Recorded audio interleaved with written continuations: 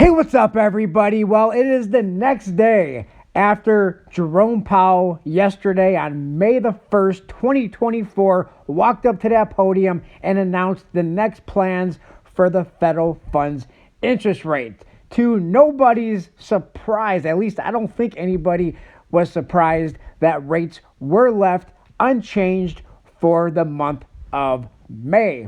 Now, what I thought was going to move the markets one way or another or not was what he said following the plan for the federal funds interest rate in May, but in that prepared speech, and not so much in that prepared speech, but the Q&A with the media or the reporters. I did listen to that speech live yesterday, and then I actually went back, took some notes, listened to it a second time, and even went through it a little bit for a third time. And I have to say, my takeaways from that press conference yesterday is a little bit different than what the headlines are today in the media. In fact, I'm a little shocked by what is happening today in the markets and what the talking points are in the media today. We're going to discuss everything on this video. How are the markets reacting? What are the markets reacting to? If you enjoy this video, find this video entertaining and informative, please consider hitting that thumbs up button on the video and let me know your thoughts, your opinions in that comment section below. Let's start off with the spot prices. How are the markets, the precious metal markets, reacting to what Jerome Powell said yesterday? I like to do these videos the day after just so the markets can kind of digest everything that was said yesterday. And the markets are kind of moving sideways as I'm recording this video. Early in the morning, they started off down, I don't want to say big, but much bigger than they are down right now. Silver is down only 7 cents to $26.67. Gold is down $15.60 to $2,304.40. Platinum is currently up by $1 to $962 even. And palladium is down $12 to $964 even. But by the time I edit this video and able to get this video published, those spot prices could be either slightly different, maybe even much different. Maybe they're in the green by the time you're watching this video, or maybe much further in the red. Let me know, what are the markets doing as you're watching this video? Now, what did Jerome Powell say yesterday? Not just what Jerome Powell said yesterday, but I also want to tell you what Kevin O'Leary said a couple of days ago, and I tend to agree with what he said. I like Kevin O'Leary. I like listening to much of the things that he has to say, and I also like watching Shark Tank. But what Kevin O'Leary said a couple of days ago, I do agree for the most part with what he said, and we're going to talk about that a little later in this video. But what did Jerome Powell say yesterday? Now, these are not 100% exact quotes, pretty close to exactly what he said, but not quoting exactly 100%. Let me know in the comment section below if you agree or disagree with any of this. But he started out that speech with saying inflation has eased and substantially progressed over the past year, while the labor market has remained strong. Now, I am not too sure about that strong labor market. I have seen many layoffs over the past several months, and in prior speeches, not in this speech, but in prior speeches after Jerome Powell announced interest rates, he has said numerous times that we need to see some softening of the labor market conditions. Read into that what you will, but for me, I view that as, well, layoffs, needing to see some layoffs or companies freeze hiring or take away job openings.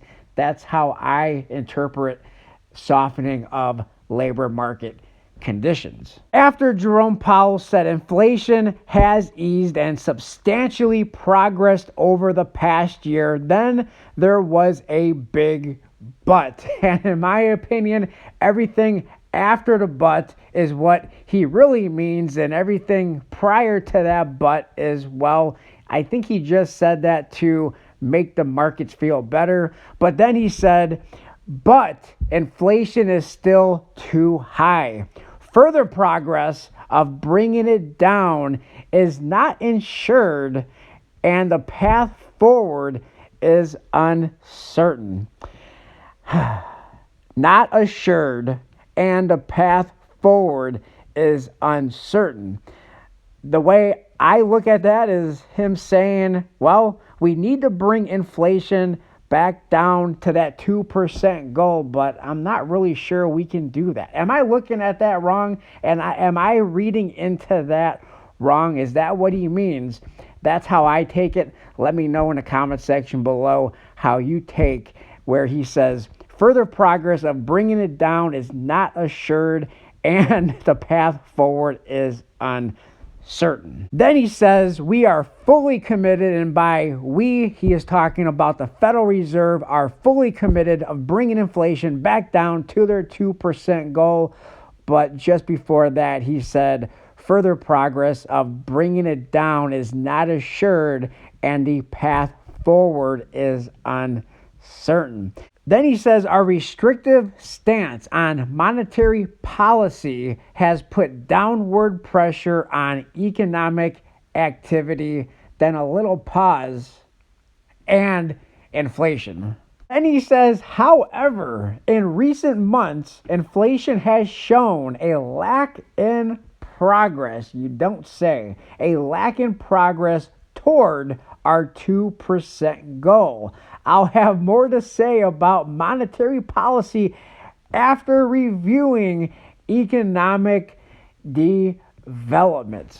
I guess that's sort of his way of saying monetary policy, you say? Is that the question? I'll circle back to you on that. That's sort of how I'm looking at it. What about you? Let me know down in that comment section below. Then he goes on to say, we've stated, and when he's talking about we, he's talking about the FOMC, Federal Reserve participants. We've stated we do not think it will be appropriate to reduce the federal funds interest rate until we have gained greater confidence that inflation is moving sustainably towards 2%. So far this year, the data has not given us that greater confidence. In particular, readings have come back above expectations. You don't say. Then he says, so far this year, data has not given us that greater confidence. It is likely that gaining greater confidence will take longer than expected. So far in this speech, my takeaways is interest rates are not going to be coming down or will not be cut anytime soon. As I'm listening to this press conference up to this point, I'm like, wow, he's sounding pretty hawkish. Even though he's not discussing raising or increasing interest rates, but it's also sounding like higher for longer, what he's been saying for quite some time. Not talking about reducing or cutting interest rates anytime soon, if at all, in 2024. But that's not how the media is spinning this today. I'm going to speak a little bit, discuss that a little later in this video. Then he goes on to say it is likely that gaining greater confidence will take longer than expected. Again, the way I interpret that is higher for longer. He says, we are prepared to maintain the current target range for the federal funds interest rate as long as appropriate. Once again, he's saying all these things, pretty much the same thing in different ways, and that is higher for longer. We're not going to be reducing interest rates, cutting interest rates anytime soon. That's kind of how I'm reading into all of this. Once again, I'm viewing this as a very hawkish speech, even though he's not talking about raising interest rates. But keep in mind, in my opinion, the markets are up a lot because everybody, the markets thought, a lot of people thought, the CME Group FedWatch tool for the longest time has thought that interest rates were going to be cut in June, were going to be cut in July, were going to be cut maybe in September and or November, anywhere between 3 and 4 times in 2024. That does not look like it is going to happen. Then he says, we know reducing policy restraint too soon or too much could result in the reversal progress we've seen on inflation. And I believe he's talking about stagflation. And by the way, he did have a question from the reporters about stagflation. And he kind of said we're not going to see stagflation. Now, are we in stagflation? What is stagflation? In my view, in my opinion, based on what I know about stagflation is high interest rates when we have very high interest rates, also high unemployment, high inflation, along with very weak economic growth, otherwise very low GDP. And by the way, the GDP that came out about a week ago was 1.6. It was either 1.6 or 1.7. I believe it was 1.6, which is not very good. We do have high interest rates, in my opinion, and unemployment. The reported unemployment, I believe, was 3.8%. Is that the true unemployment? In a lot of states, after 20 weeks, I believe unemployment is no longer reported. I know some states are a little bit different. Some maybe less than 20 weeks, some maybe more than 20 weeks. But after you fell off of whatever the state recognizes those weeks as being, I believe is no longer reported. So what is the true unemployment? I don't know. Many people say we are in stagflation right now. Is that true? Not entirely sure. But Jerome Powell says he does not think we are going to see stagflation. Then he pretty much ended that prepared speech how he usually does by saying we will continue to make decisions meeting by meeting. Now, everything that I spoke about so far on this video, I didn't go word for word. I didn't talk about everything that he said on this press conference, or else this would be a 40, 45 minute, 50-minute video. Definitely didn't want that to happen. So if you want to listen to this press conference for yourself, or maybe you already did, but if you didn't and you would like to, it's all over the internet, it's all over YouTube. You can listen to the speech in its full context. I just kind of took out of his speech what I wanted to put in this video, how I kind of interpreted his speech yesterday. Then it went to the Q&A where he was fielding questions from the reporters and sort of giving answers to their questions. One of the questions, and in fact, I think this was the first question that was asked, and that was, are interest rates sufficiently restrictive? Are they restrictive enough? And he basically answered that by saying the data will have to answer if the rates are sufficiently restrictive. And then he said, unlikely that they are going to raise rates on their next move. Now, for me, the next move is what are you going to do at the next meeting? And I'm expecting the next move, or I guess you could say the next non-move, is to do nothing, which will come in June. In my opinion, I don't think they will cut rates in June. I don't think, in my opinion, they will cut rates in July. I'm not entirely sure they will cut rates in September. If they do cut rates at all, I think it will be just one time, and it would be in September prior to that Tuesday, November the 5th presidential election. Are they going to do that? I don't know. I don't believe that he will be able to reduce or cut interest rates if inflation keeps coming back higher than 2%, because in my opinion, if he does, if there's any confidence whatsoever in the Federal Reserve, in Jerome Powell, If he cuts rates before inflation, at least on paper, is down to 2%, then he loses all confidence that anybody would ever have in the Federal Reserve, because he says time and time again that that interest rates will not be cut until inflation is back to their 2% goal. So will that happen in 2024?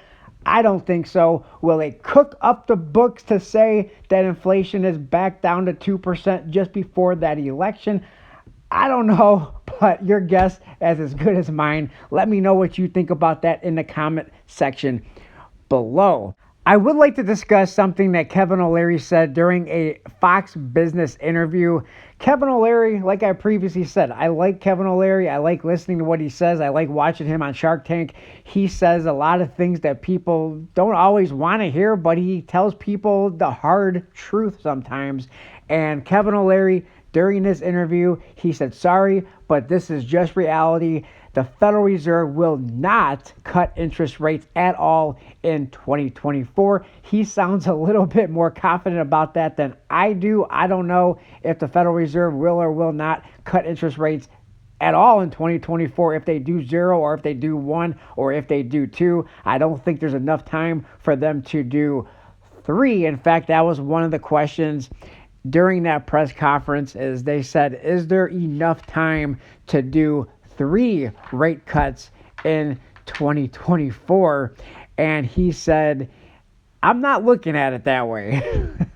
But Kevin O'Leary did say that he believes the Federal Reserve will not cut rates until they're back down to 2%. He said it will not be at 2.5%, at 3%, at 3.25%, but it will be once inflation is back down to that 2% goal. I will put a link to that interview. It was on YouTube. I'll put a link to that in the description of this video. Then Jerome Powell basically ended that press conference by saying his expectation over the course of the year, we will see inflation move back down. Then he says, that's my forecast. I think my confidence in that is lower than it was because of the data we've seen talking about, and he was discussing housing inflation.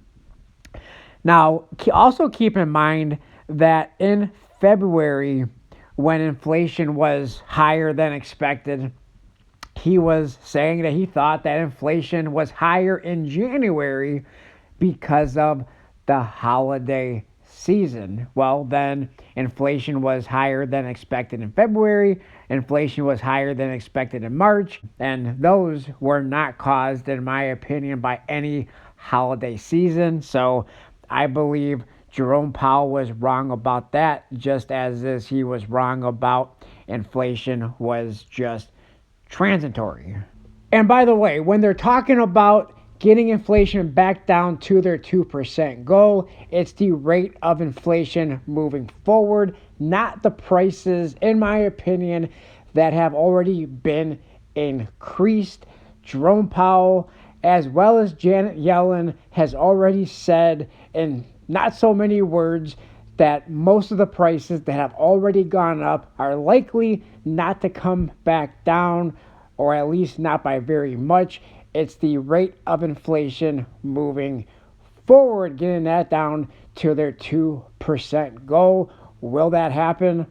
Good question. So overall, to end this video, I viewed that speech yesterday as being pretty hawkish, because he basically said that they don't know when rates are going to be cut. In prior press conferences, he was pretty confident and stayed right with 3 rate cuts in 2024. He did not mention that there will be 3 rate cuts in 2024. In fact, to me, he sounded like more and more that there will be either 0 or maybe 1, but I would be very surprised if we seen more than 1. In fact, I would not be shocked, like Kevin O'Leary said, to see 0 rate cuts in 2024, but that's just my opinion. But even though I view that as being a hawkish, not a very dovish press conference, but the press and the media views this, and I guess the markets are sort of seeing this as well as a dovish presser, a dovish Jerome Powell. Do you view what Jerome Powell said as being dovish? Do you agree with the mainstream media, or do you view as what he said as being more towards the hawkish side, maybe somewhere in the middle? Let me know your thoughts, your opinions in that comment section below. As always, nothing in this video or any of my videos is financial advice. Everything is just my thoughts and my opinions. Please do your own research, your own due diligence, come to your own conclusions. If you would like to watch this entire press conference in its full totality, something else Jerome Powell loves to say, in totality, it's all over the internet. You can find it on YouTube. Finally, to end this video, one more time, the silver and gold spot prices, not that much different from when I started. Silver, as of the recording of this video, ending this video, is down 9 cents to $26.66. Gold is down $17.20 to $2,302.80. Yeah, that's right. Still over $2,300, just slightly, but over $2,300. Platinum is still up by $1 to $962 even, and palladium is up $14 to $962 even. Thanks everybody for watching, listening to this video, and I do hope you found this video entertaining, enjoyable, and informative. Please don't forget to hit that thumbs up button on the video. Let me know your thoughts, your opinions in that comment section below. Like, comment, subscribe, share, and I'll talk to everybody on my next video. Thanks a lot, everyone.